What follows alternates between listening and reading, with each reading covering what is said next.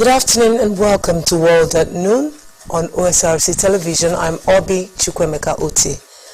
Following the indefinite suspension of Mr. Omorayiwa Olayode as World Chairman by the World Executives Committee of All Progressives Congress Party APC, Isankpen Ward 8 in our local government area of Ondo State, the Leaders Forum of the World, consisting of the World Executives, senior political appointees, party office holders and respected political leaders have met to review the circumstances leading to the disciplinary action.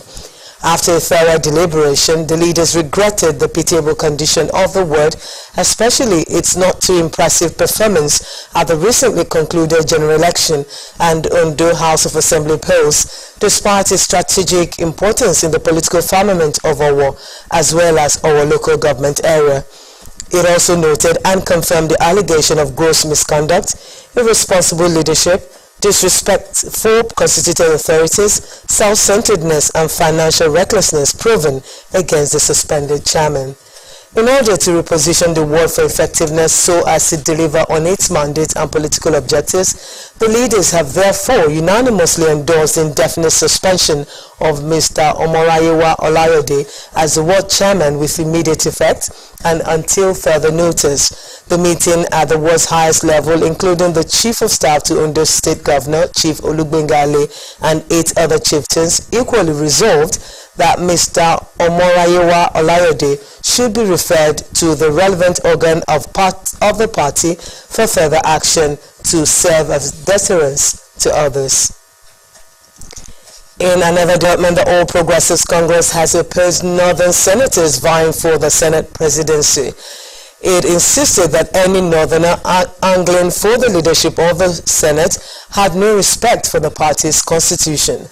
The National Vice Chairman of the APC Northwest, Malam Saliu Lukman, and the party's Director of Publicity, Bala Ibrahim, said, for fairness, Northern senators contesting the post should step down. Party chieftains in the South and Southeast had called for the zoning of the Senate presidency to their regions in the spirit of fairness and to give other geopolitical regions a sense of belonging in view of the Muslim-Muslim presidential ticket adopted by the party. So far, no fewer than 8 senators had indicated interest in the race. The presidency says the appointment of service chiefs is not subject to ethnic balancing and the federal character principle.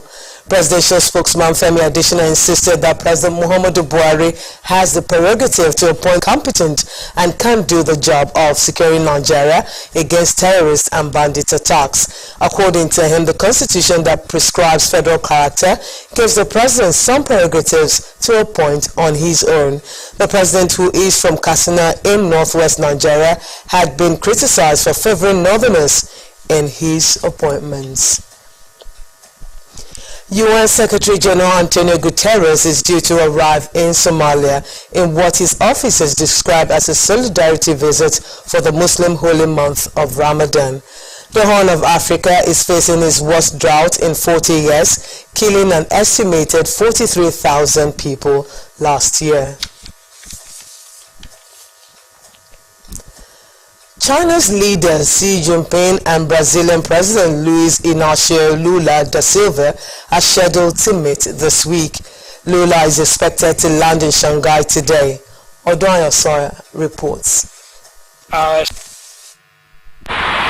Brazil is seeking to establish stronger diplomatic ties with China, and the visit by Brazilian President Silva to Beijing this week will formally kick off this new phase of the bilateral relationship. China looks forward to working with Brazil to take President Lula's visit as an opportunity to hold constructive discussions on promoting the in-depth development on bilateral economic and trade relations.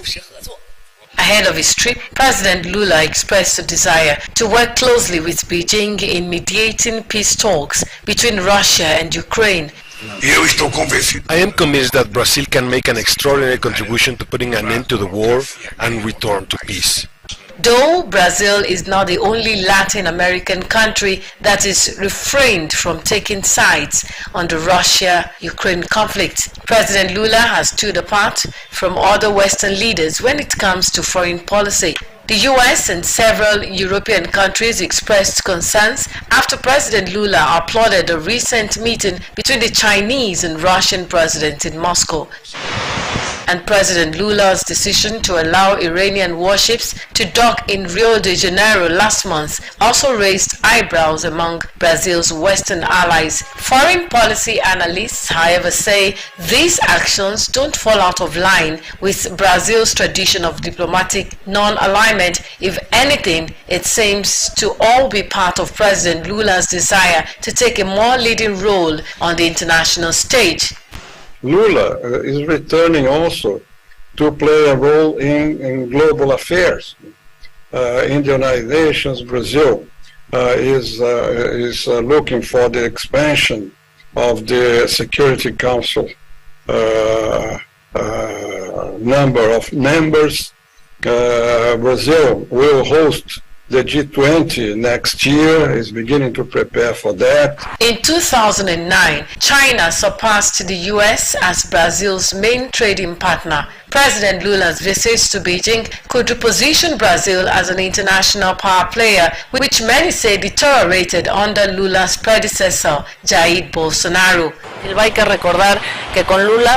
We must remember that under Lula, the BRICS were founded, which is a group of emerging powers, including China, Brazil, Russia, India, and South Africa, to create a strategic balance over other world powers.